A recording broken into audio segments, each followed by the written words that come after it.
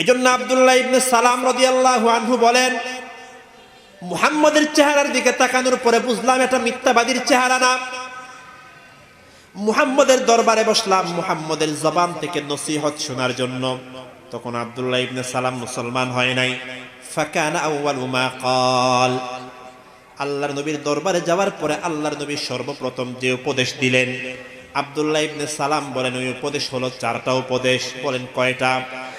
ফাকানা আউয়ালু মা ক্বালা ইয়া আইয়ুহান নাস আফশুস সালাম ওয়া আতঈমুত তাআম ওয়াসিলুল আরহাম ওয়াসাল্লু বিল-লাইলি ওয়ান-নাসু নিয়াম তাদখুলুল জান্নাতা বিসালাম।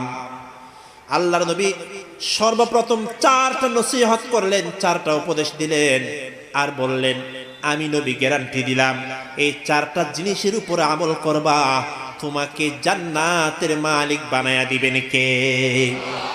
ও চট্টগ্রামের মুসলমান বলেন কয়টা জিনিসের উপর আমল করা লাগবে? 4টা জিনিসের উপর আমল করা লাগবে, তাহলে আল্লাহ তাআলা জান্নাত দিয়ে দিবেন। এই বান্দা, ওই জান্নাত আমরা সবাই তো জান্নাতের মধ্যে যাইতে চাই। বলেন ভাই যাইতে চাই কিনা? একটু বলেন দেখি ওই জান্নাতের দাম কম না বেশি? চট্টগ্রামের মধ্যে জায়গার যেই দাম, জান্নাতের জায়গার দাম কি সেই পরিমাণ হবে নাকি ভাই? কম হবে? বেশি হবে? কত বেশি হবে? কত বেশি হবে এটা ওজন করার জন্য, হিসাব করার জন্য কোনো কম্পিউটার দুনিয়ার মধ্যে আবিষ্কার হয় নাই। বলেন সুবহানাল্লাহ। আল্লাহ তাআলা বলেছেন আতুল ইবাদিয়াস সালিহিন মা লা আইনুন রাআত ওয়ালা উযুনুন সামিআত ওয়ালা খাতারা আলা কলবি বাশার। এই বান্দা, জান্নাতের মধ্যে আমি আল্লাহ তোমাদের জন্য এমন নিয়ামত তৈরি করে রেখেছি যে নিয়ামতের কথা কখনো কান দিয়ে শোনো নাই, যে নিয়ামত কখনো তোমার চর্মচক্ষু দিয়ে দেখো নাই, যে নিয়ামতের কল্পনা তোমার অন্তরে কখনো আসে নাই, যে নিয়ামতের হিসাব করার মতো কোনো কম্পিউটার জমিনের মধ্যে আবিষ্কার হয় নাই। সুবহানাল্লাহ। আল্লাহ তাআলা বললেন, আল্লাহর নবী বললেন, ওই জান্নাত যদি তোমরা অর্জন করতে চাও 4টা আমল করবা, আমি নবী গ্যারান্টি দিলাম তোমাকে আল্লাহ তাআলা জান্নাত দিবেন। এ মুসলমান, 1 নাম্বার আমল আফশুস সালাম। 1 নাম্বার আমল হলো নবীজি বললেন সমাজের মধ্যে বেশি করে শুদ্ধ করে সালামের প্রচার প্রসার করো। বেশি করে শুদ্ধ করে সালাম দাও। কি দাও ভাই? সালাম। মুসলমানের সাথে আমার সাথে যখন আপনার সাক্ষাৎ হবে, আমার সাথে আপনার সাক্ষাৎ হওয়ার পরে সর্বপ্রথম শব্দ হবে আসসালামু আলাইকুম ওয়া রাহমাতুল্লাহি ওয়া বারাকাতুহু। আপনি যখন কাউকে ফোন করবেন, ফোন করার পরে সর্বপ্রথম হ্যালো বলবেন। কি বলেন? হ্যালো আসসালামু আলাইকুম। হ্যালো আসসালামু আলাইকুম না আসসালামু আলাইকুম হ্যালো। মুসলমান হিসেবে আমাদের কোনটা করা উচিত? আল্লাহর নবী আসসালাম ক্বাবলা আল কালাম, আপনার যত কথাবার্তার আগে সালাম। তাহলে সর্বপ্রথম আজকে থেকে নিয়ত করে, এটা আমাদের অভ্যাস হয়ে গেছে যে কল রিসিভ করার সাথে সাথে হ্যালো আসসালামু আলাইকুম, মানে যারা সালাম দেয় আর কি। অথচ একজন মুসলমান হিসেবে এটা উচিত না। একজন মুসলমানের প্রথম ওয়ার্ড হবে আসসালামু আলাইকুম ওয়া রাহমাতুল্লাহ, হ্যালো আপনি কেমন আছেন? কি বলেন ভাই? আজকে থেকে নিয়ত করতে পারবো তো ইনশাআল্লাহ? কি বলবো বলেন দেখি? এখন মনে করেন আপনার মোবাইলে কল আসছে, আপনি রিসিভ করে কি বলবেন? আমল করবেন তো ইনশাআল্লাহ?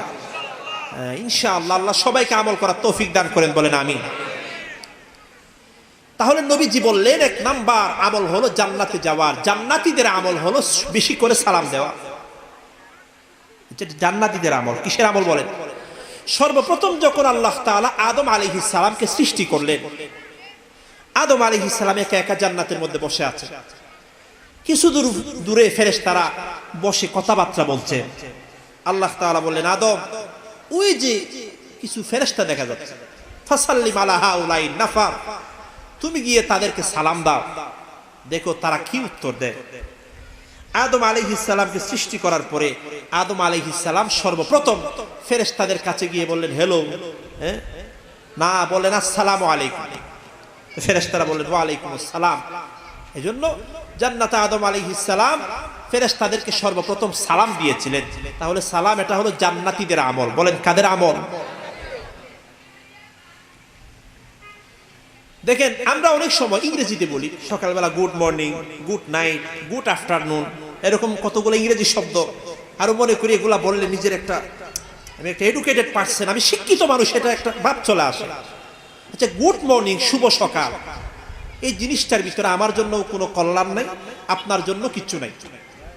একটা শব্দ, কিছু অর্থ নাই, অথচ একটা সালাম সংক্ষিপ্ত শব্দ, কিন্তু এই শব্দের ভিতরে এত ব্যাপক অর্থ ঢুকিয়ে আল্লাহ দিয়েছেন। আপনি জানেন একটা সালামের ভিতরে কত গুরুত্বপূর্ণ বিষয়।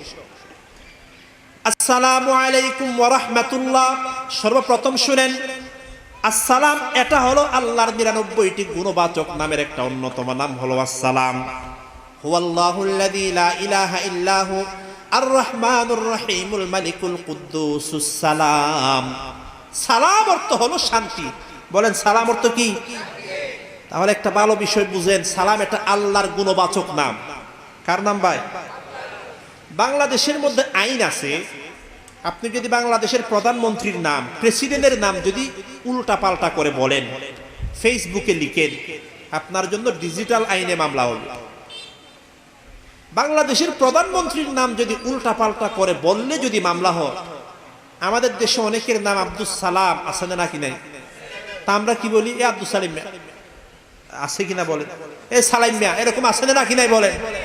এ মুসলমান, বাংলাদেশের প্রধানমন্ত্রীর নাম যদি উল্টা পাল্টা করে বললে আদালতে যদি মামলা হয়, আসমান আর জমিনের মালিক আল্লাহ, ওনার নামটা যদি আমরা উল্টা পাল্টা করে বলি, দুনিয়ার আদালতে মামলা না হলেও কাল কিয়ামতের দিন আল্লাহর আদালতে আসামির কাঠ গড়ায় দাঁড়ানো লাগবে। ঠিক কিনা বড় করে বলেন?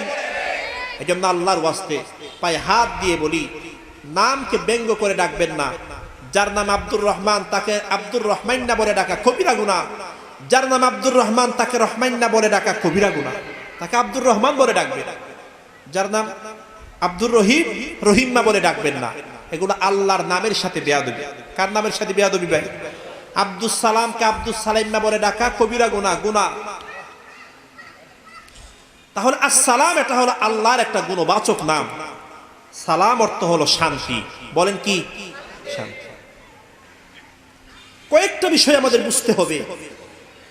গত বছর বাংলাদেশের একটা বড় বিশ্ববিদ্যালয়ের অধ্যাপক উনি একটা মন্তব্য করেছিলেন, বলে এখন আমাদের ছাত্রদের দিন দিন অধপতন হচ্ছে। কেন?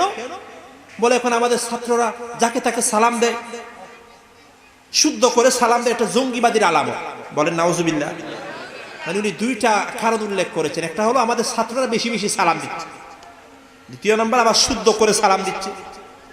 এটা বেশি বেশি সালাম দেওয়া, শুদ্ধ করে সালাম দেওয়া, ওই অধ্যাপক বলেন এটা নাকি জঙ্গিবাদীর আলামত। বড় করে বলেন না নাউজুবিল্লাহ। আসসালাম শব্দের অর্থই হলো শান্তি। যে আসসালাম শব্দের অর্থ শান্তি, এটা যদি জঙ্গিবাদী হয় তাহলে বুঝতে হবে যে এই ধরনের উল্টা পাল্টা বক্তব্য দেয় সেই হলো বাংলার জমিনে এক নাম্বার সন্ত্রাসী আর জঙ্গি। ঠিক কিনা বড় করে বলেন? আর ভালো করে বুঝেন, আমাদের দেশে এক শ্রেণীর মানুষ আছে, এরা শুধু একটাই বক্তব্য দেয়, টেলিভিশনের টক শোতে বলেন, পত্রিকার কলামের মধ্যে বলেন, বলে ইসলাম সন্ত্রাসী ধর্ম, ইসলাম জঙ্গিবাদী ধর্ম, এবং বক্তব্য দেওয়ার মতো মানুষ আছে না নাকি নাই বলেন? আপনি চিন্তা করেন, আপনার সাথে যখন আমার প্রথম সাক্ষাৎ হবে, আমাদের প্রথম কালাম কথা হবে আসসালামু আলাইকুম, অর্থ হলো আপনার উপর শান্তি বর্ষিত হোক। কি বর্ষিত হোক? যে ধর্মের প্রথম সাক্ষাতের মধ্যে শান্তির জন্য দোয়া করা হয়, ওই ধর্মকে বলা হচ্ছে জঙ্গিবাদীর ধর্ম। আমরা একটু ইতিহাস স্মরণ করতে চাই। এই যে প্রথম বিশ্বযুদ্ধ, দ্বিতীয় বিশ্বযুদ্ধ হয়েছিল, এগুলো কোনো মুসলমানরা করে নাই। প্রথম বিশ্বযুদ্ধ, দ্বিতীয় বিশ্বযুদ্ধের মধ্যে কোটি কোটি নিরীহ মানুষ মারা গেল। আফগানিস্তানের মধ্যে কোটি কোটি নিরীহ মানুষকে তোমরা হত্যা করেছো। ইরাকের জমিনে কোটি কোটি নিরীহ মানুষকে তোমরা হত্যা করেছো। মায়ানমারের জমিনে অসংখ্য মুসলমানকে তোমরা হত্যা করেছো। তোমরা আবার মুসলমানদেরকে জঙ্গি বলো। আল্লাহর কসম, ওই সমস্ত বাটপার বেঈমান এরাই হবে আল্লাহর জমিনে এক নাম্বার সন্ত্রাসী। ঠিক কিনা বড় করে বলেন?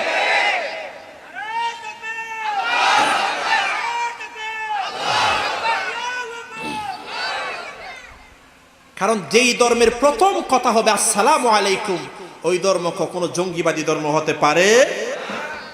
অনেকেই বলবে হুজুর আল্লাহর নবী বদরের যুদ্ধ করেছেন, উহুদের যুদ্ধ করেছেন, মারামারি করেছেন, তো একটা বিষয় ভালো করে বুঝবেন, আমাদের যখন অনেকে আমরা অসুস্থ হয়ে যাই, অনেক সময় ডাক্তার কি বলে আপনার পায়ের মধ্যে ক্যান্সার হয়েছে, আপনার পুরো বডি যদি সুস্থ রাখতে চান আপনার পা কেটে ফেলতে হবে, আর যদি না কাটেন এই ক্যান্সার পুরো শরীরের মধ্যে ছড়িয়ে পড়বে, আপনার মরণ অনিবার্য হবে। তখন আমরা কি করি, বড় বড় ডাক্তারের কাছে গিয়ে পা কাটার জন্য 1 লাখ টাকা ফিস দিই, পা কেটে ফেলে। আমার পা কেটে ফেলবে, আমি টাকা দিচ্ছি, আবার ডাক্তারকে তাপড়ানো দরকার ছিল না, তাপড়ায়া ডাক্তারের পায়ে ধরে আমার পাটা একটু অপারেশন করে দেন। তাহলে বোঝা গেল কোনো অংশ যখন নষ্ট হয়ে যায়, শরীরের মধ্যে রাখা যখন আর সম্ভব হয় না, তখন ওইটাকে কেটে ফেলা, এটাই হলো দুনিয়ার নিয়ম। একটু জবান খুলে বলেন দেখি, আসমান এবং জমিনের মালিক হলেন কে? আর একটু জবান খুলে বলা লাগবে, মালিক হলেন কে? আসমান এবং জমিনের রাজত্ব চলবে একমাত্র কার? যে আল্লাহ আসমান বানালেন, জমিন বানালেন, ওই জমিনের মধ্যে তুমি আল্লাহর নাম উচ্চারণ করতে দিবে না, ওই জমিনের মধ্যে তুমি মাইকে আজান দিতে দিবে না, ওই জমিনের মধ্যে তুমি মুসলমানদেরকে ইসলামের বিধান পালন করতে দিবে না, তাহলে বুঝতে হবে তুমি হলো 1 নাম্বার সন্ত্রাসী, তুমি হলো শরীরের মধ্যে ক্যান্সারের মতো। শরীরের মধ্যে ক্যান্সার হলে যেমন অঙ্গ প্রত্যঙ্গ কেটে ফেলতে হয়, আল্লাহর জমিনে যারা আল্লাহর দিন পালন করতে বাধা দেয়, এরা হলো জমিনের জন্য ক্যান্সার, এদেরকে হত্যা করা, এটাই হলো ইসলামের মধ্যে জিহাদের বিধান। ঠিক কিনা বড় করে বলেন? এই জন্য জিহাদ অর্থ সন্ত্রাস না, বলেন জিহাদ অর্থ হলো সন্ত্রাস না, জিহাদ অর্থ হলো সন্ত্রাস দমন করার 1 নাম্বার হাতিয়ার। ঠিক কিনা বলেন?